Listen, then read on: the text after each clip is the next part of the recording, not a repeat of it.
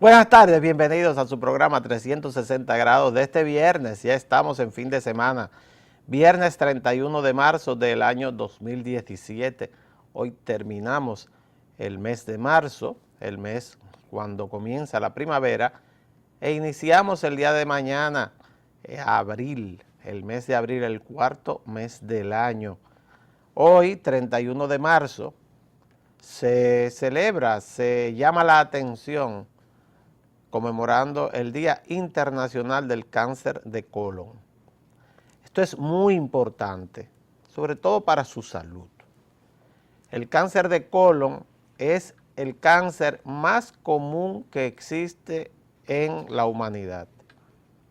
Y también es el cáncer cuya detección a tiempo es curable. Es decir, que a pesar de que estamos amenazados como seres humanos de padecer de cáncer de colon, una gran cantidad de nosotros, si detectamos este cáncer a tiempo, pues es un cáncer curable, totalmente curable. El 80% de los cánceres de colon que son detectados a tiempo son curables. Y por eso este día es muy importante por lo que significa como medicina preventiva. ¿De qué modo usted puede detectar en forma temprana un cáncer de colon? Pues haciéndose una colonoscopía. Hable con su médico le dirá los rangos de edad y los límites de tiempo, o sea, los márgenes de tiempo en los cuales debe de hacerse una colonoscopía para detectar la posibilidad de padecer un pólipo o un inicio de un tumor que pueda volverse cancerígeno. Así que, como parte de lo que es la medicina preventiva, se ha generalizado la realización de colonoscopía seriada en los pacientes dependiendo del rango de edad, y esto detecta el cáncer de colon temprano, y el cáncer de colon detectado temprano puede salvar su vida. Así que hoy, 31 de marzo, Día Internacional en que la humanidad mira hacia una de las enfermedades más comunes que tenemos en los diversos tipos de cánceres que existen, y también que es curable. Así que está la información dada y ya es responsabilidad individual hacerse una colonoscopia a tiempo para tratar de detener lo que es esta gran cantidad de muertes por cáncer de colon. Queremos hacer referencia a una comunicación que nos envía nuestro amigo el licenciado Marino Collante Gómez, quien es director ejecutivo del Departamento Aeroportuario, donde nos informa que la Dirección de Ética e Integridad Gubernamental le otorgó al Departamento Aeroportuario durante los meses de enero y febrero el 100% en los niveles de transparencia entre las instituciones gubernamentales. Tenemos aquí el informe completo y el Departamento Aeroportuario, dirigido por nuestro amigo Marino Collante, pues está entre las instituciones que tienen el 100%, que no son muchas, pero él tiene 100, más de ahí no puede haber. Así que felicitamos a nuestro compatriota, amigo, compañero de tantos años, Marino Collante, por estos resultados. En cuanto a las noticias en el día de hoy, bueno, el Comité Nacional de Salarios decidió un aumento de salarios de los sueldos en el sector privado, un aumento del 20%. Ya a pocas horas de haberse aprobado por parte del sector sindical y el sector gubernamental este aumento de salarios, pues el sector empresarial, que se levantó de la mesa, no quiso estar cuando se hiciera esta aprobación, ahora está tratando de desconocer la aprobación. A nuestro juicio, algo ridículo por los montos de que hablamos. Estamos hablando de montos mínimos, aunque se escuche muchísimo, un 20%, yo voy a compartir con ustedes cuáles son los montos. El salario mínimo en las empresas más grandes era de 12.873 pesos, empresas con beneficios por encima de los 4 millones de pesos al año. Y fue aumentado a 15.447 pesos, es decir, que lo que aumenta es alrededor de 2.200 pesos. Ese es el aumento, 2.200 pesos en las empresas más grandes al salario mínimo. En las empresas medianas, el salario aumentaría, hasta este momento, hasta el día de hoy estaba en 8.850 pesos y aumentaría a 10.620. Usted hace la resta de una cosa con otra y yo la voy a hacer aquí con ustedes y dará alrededor de 1.400 pesos de aumento. 1.400 pesos que se va a aumentar a las empresas medianas al salario mínimo y al salario de las empresas con menor cantidad de beneficios, pues subiría de 7.843 pesos a 9.411, que son alrededor de 1.100 pesos, un poquito más quizás de 1.100 pesos. Frente a esto, que es un acto de justicia social, ¿y quién duda que aquí los salarios están atrasados?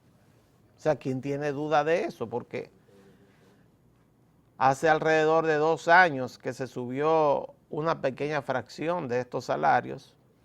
Frente a esto, que es un aumento pequeño, una forma de redistribuir lo que es la riqueza que está produciendo el país, hablamos de eso. Hablamos de que es un país que está creciendo rápidamente y en un país así, pues los salarios se aumentan. Un aumento de un 20% se oye muchísimo, pero como es el salario mínimo, son aumentos muy pequeños. Pues ya la Copardón, la Asociación de Industrias, dentro de poco otras asociaciones empresariales dicen que eso no se puede poner en vigencia porque ellos no estaban en la mesa donde se estaban negociando y ellos ofrecieron un 9%, que por esos montos, me imagino yo, que estarían ofreciendo 300, 400 pesos de aumento. Ni una pizza, imagínese usted. Es un empresariado que no tiene ningún tipo de relación con lo que son sus obligaciones como empresarios en la sociedad donde se desenvuelven. Porque si un salario mínimo en una empresa grande es de apenas 15.000 pesos, imagínese o póngase a calcular qué usted puede hacer con 15.000 pesos si es padre o madre de familia. Las trabajadoras domésticas ganan más que eso. Esa es la realidad. Así que hay un aumento general de salarios de un 20% apoyado por el gobierno y apoyado por el sector sindical. Los empresarios se levantaron de las mesas y nos imaginamos que buscarán algún tipo de recurso para intentar oponerse a este aumento general de salarios, que como es un aumento de salarios al salario mínimo, esto arrastra hacia arriba al resto de los salarios del sector privado. Ha habido aumentos en el sector público a los médicos, ha habido aumento en el sector público a los maestros, ha habido aumento en el sector público a los militares y a los policías, ha habido aumentos en el sector público consecutivos para varios sectores, pues es justo también que el sector privado que está vendiendo tanto, que está produciendo tanto y que está importando tanto, bueno, parte de lo que se gana también sea distribuido dentro de sus empleados. Esa es la noticia principal desde el punto de vista económico en el día de hoy.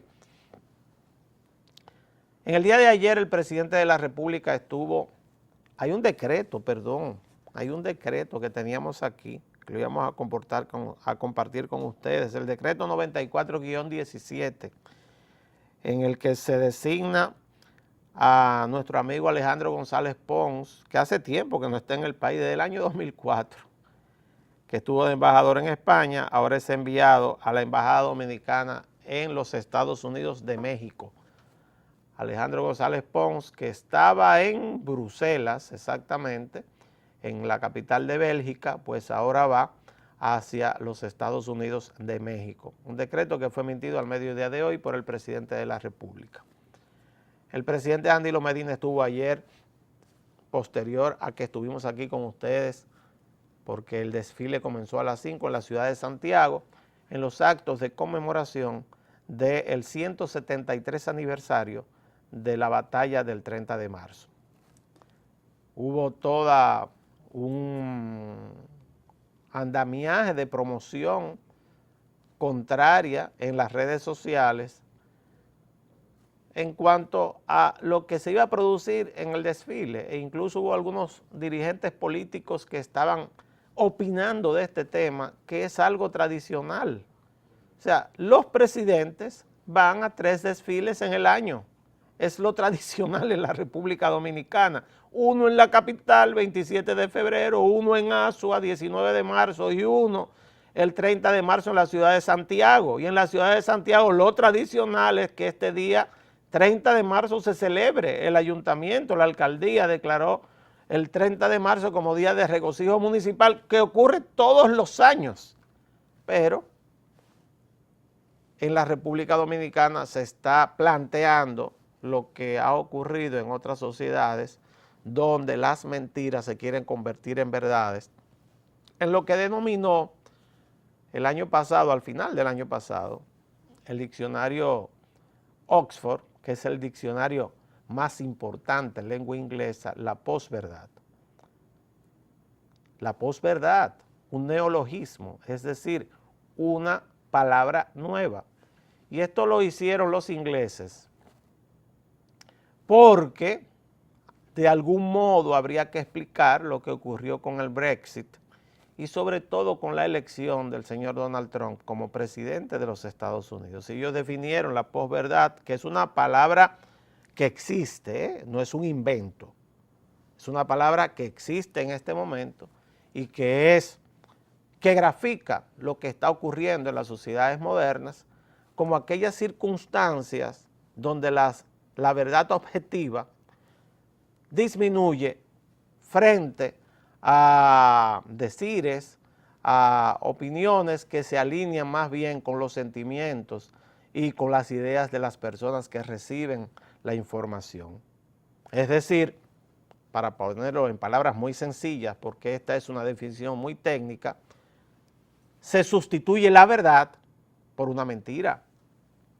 Pero por una mentira que es lo que quiere escuchar una parte de la población, y esa parte de la población entonces quiere imponerla al resto de la población. Y eso está ocurriendo en la República Dominicana. Y ayer cuando veía lo que ocurría en las redes sociales, sobre todo la única que miro, yo solamente miro una porque tengo muchos periódicos ahí, y es la que envía permanentemente las noticias de última hora, que es Twitter. Yo no participo en redes sociales ni escribo en redes sociales, excepto para dar algunos boches de vez en cuando, pero muy espaciadamente. Y lo cierto es que en la República Dominicana se está produciendo este fenómeno en el cual hay alguna gente que se ha inventado una serie de mentiras para sustituir verdades, y esta es la llamada era de la posverdad. Y nosotros en el país tenemos que comenzar a estudiar este fenómeno. Yo les voy a poner 3 o 4 ejemplos que escribí para compartirlos con ustedes.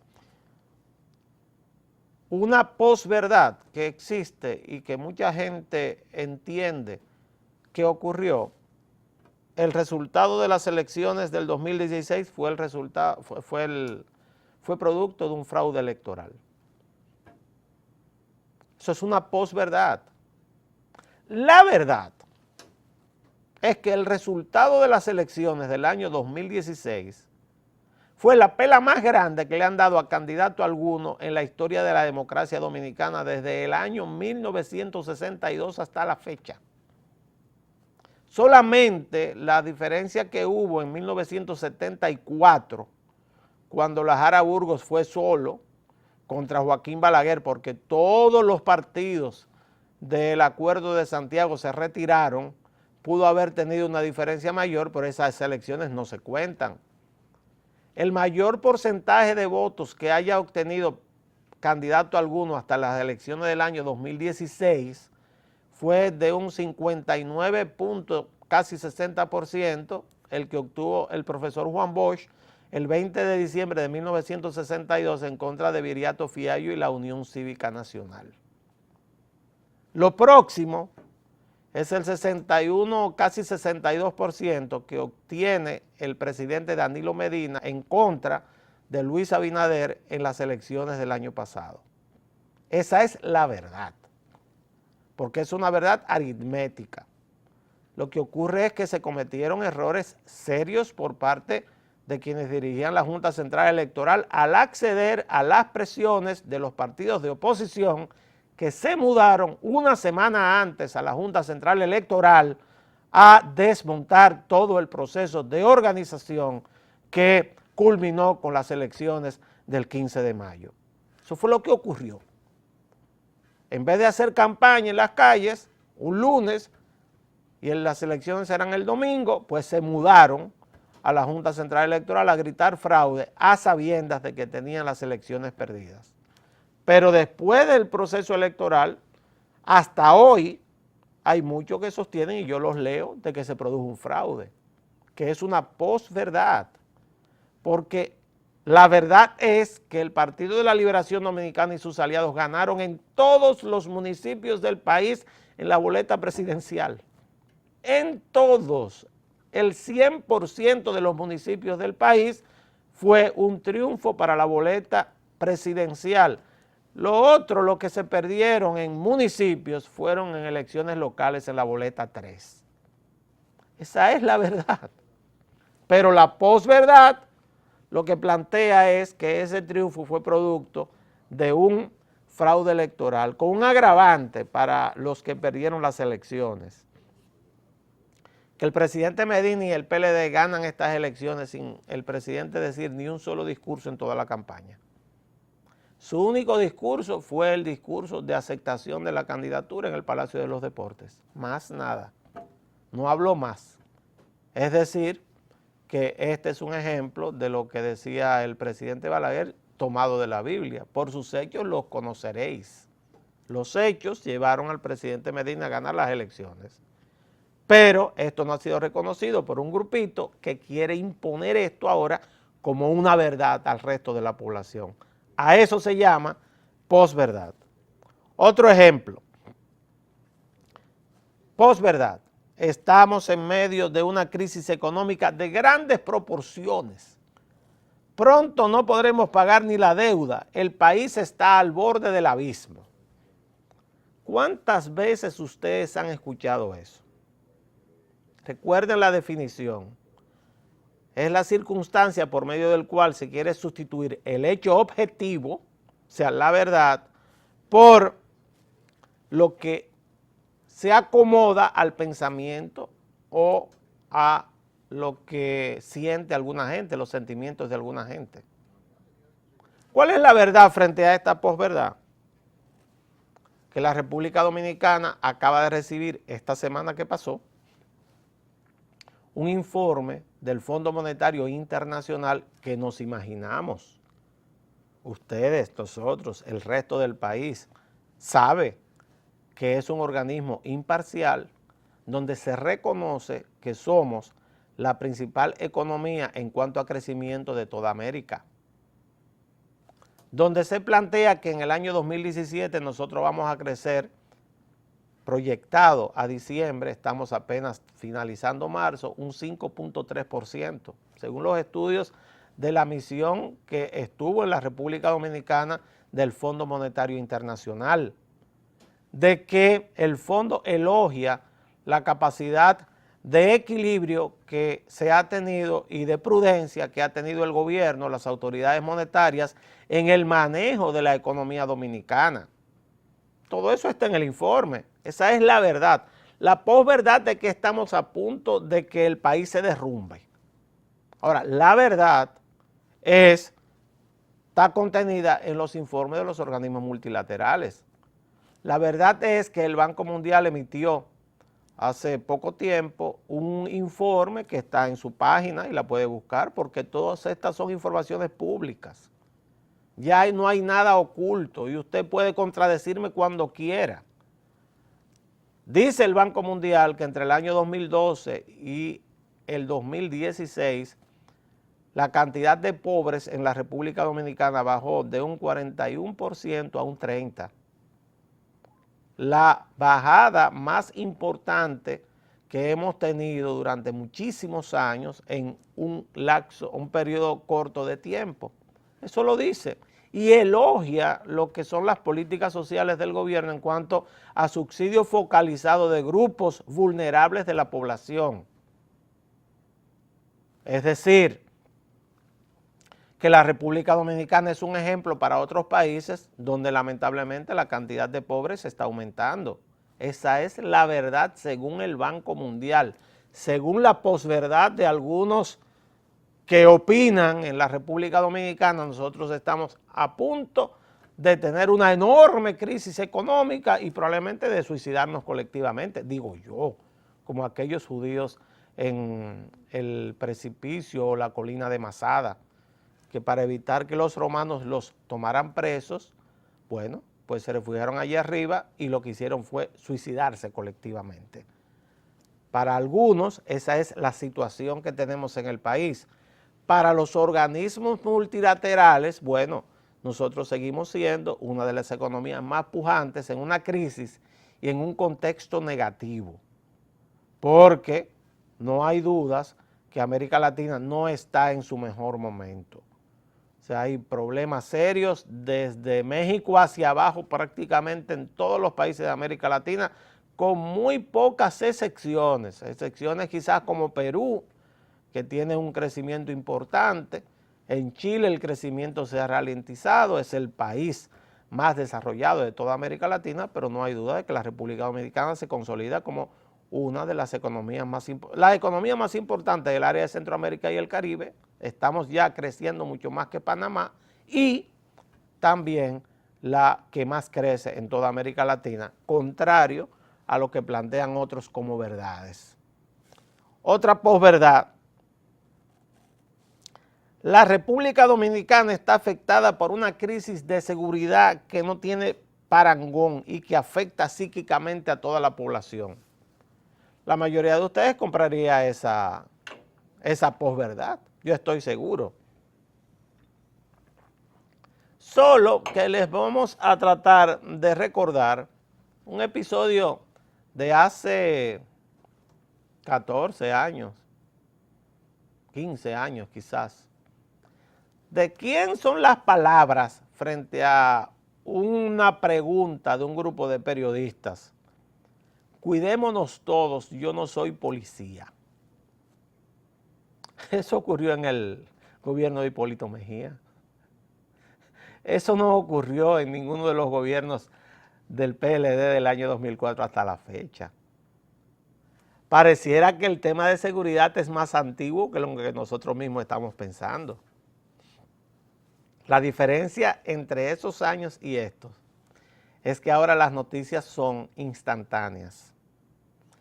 Esta semana, por ejemplo, vimos a una persona que iba caminando por una acera que fue despojada de una cartera por parte de un ratero que iba manejando una motocicleta.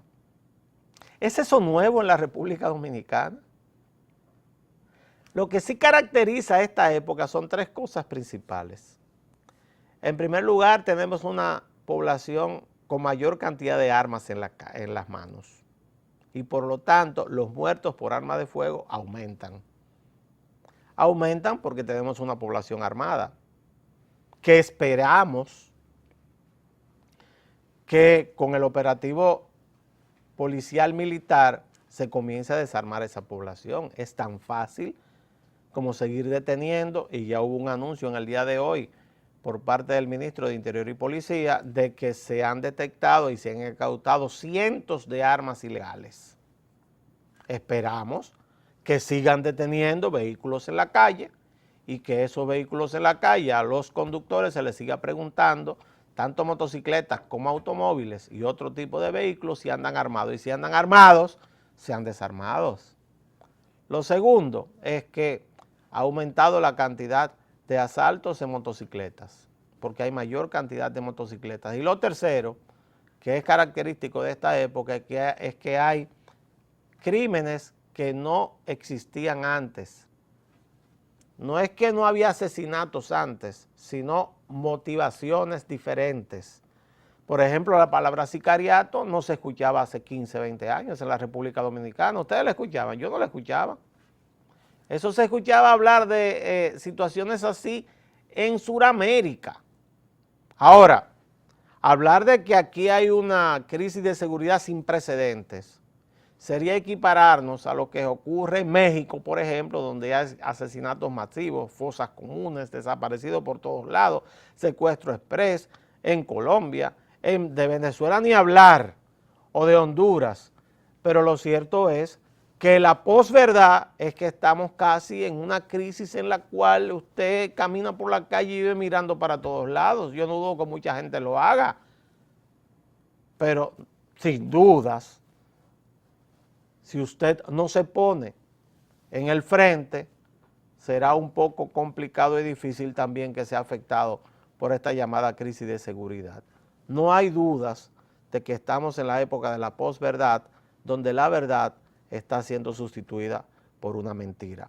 Volvemos después de la pausa con las noticias internacionales.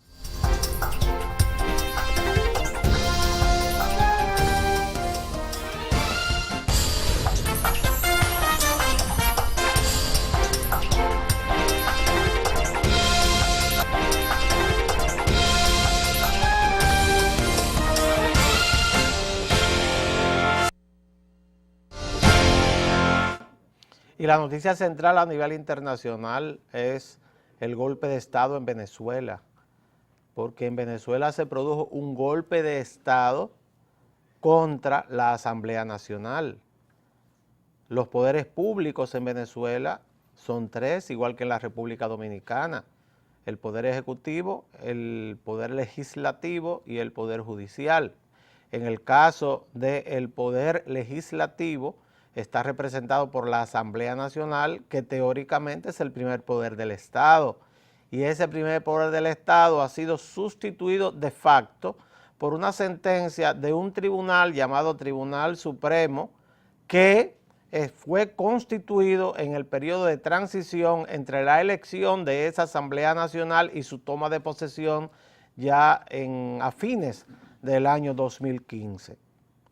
Lo que ocurrió en Venezuela es que el régimen de Maduro, el régimen chavista, se quitó la careta.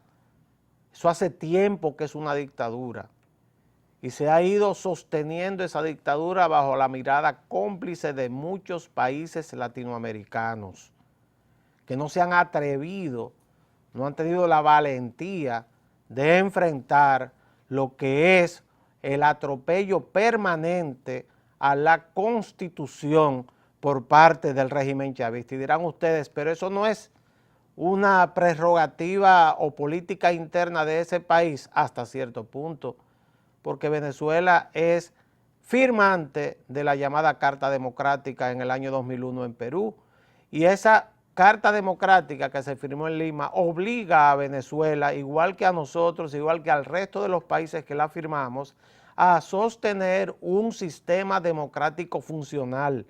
Y en el caso de Venezuela eso no existe hace tiempo. Hace tiempo que Venezuela se convirtió en una dictadura con ramificaciones que la llevan hasta el crimen organizado. Hablamos de que el vicepresidente venezolano está acusado por los Estados Unidos oficialmente de ser narcotraficante. Y pareciera que a muchos países de Latinoamérica eso no les ha importado. El discursito de antiimperialismo y de agresión externa, pues se ha dejado imponer en Venezuela, e incluso muchos países, frente a la actitud responsable del señor Luis Almagro, secretario general de la OEA, han puesto la vista hacia un lado. Y en el caso nuestro no podemos quedarnos callados frente a este tema, porque hoy por ti, mañana por mí. También podría ser que en la República Dominicana, algunos que se visten de liberales hoy, no el gobierno del que está actualmente en el poder, de esos que andan vestiditos de verde haciendo promoción, que tienen claras intenciones de este tipo, que son y han sido simpatizantes de este tipo de gobierno, pues hoy por ti, mañana por mí. Nadie sabe lo que puede ocurrir en el resto de los países si esto se deja seguir caminando hacia adelante. La semana que viene ya fue anunciado, lunes o martes, que habrá una reunión urgente del Consejo Permanente de la Organización de Estados Americanos, donde definitivamente habrá que aplicar la Carta Interamericana a lo que es Venezuela. En el día de mañana se va a reunir de forma urgente también, convocada por la Argentina, el Mercosur, del cual se supone que Venezuela es parte y probablemente también sea sacada del Mercosur. También hay una convocatoria urgente de los 12 países del UNASUR, que son de los que se han puesto de mojiganga de Venezuela, de Maduro. Martín Torrijos, Leonel Fernández y Rodríguez Zapatero o han sido cómplices o se han puesto de mojiganga de Maduro, porque el diálogo nunca funcionó. Y ese diálogo, que todavía siguen hablando de eso, simplemente ha parido esto. Una dictadura de tomo y lomo. En el día de mañana yo tengo aquí abierto el periódico El Universal de Caracas, que también es oficialista, pero algunas veces pone algunas noticias. Bueno, hay una manifestación de los diputados de la Asamblea Nacional y ojalá ahí no se llegue a un grado de confrontación que sea inevitable. Ustedes y nosotros nos veremos el lunes, que estará aquí nuestro compañero Freddy Sandoval. Que pasen un feliz fin de semana.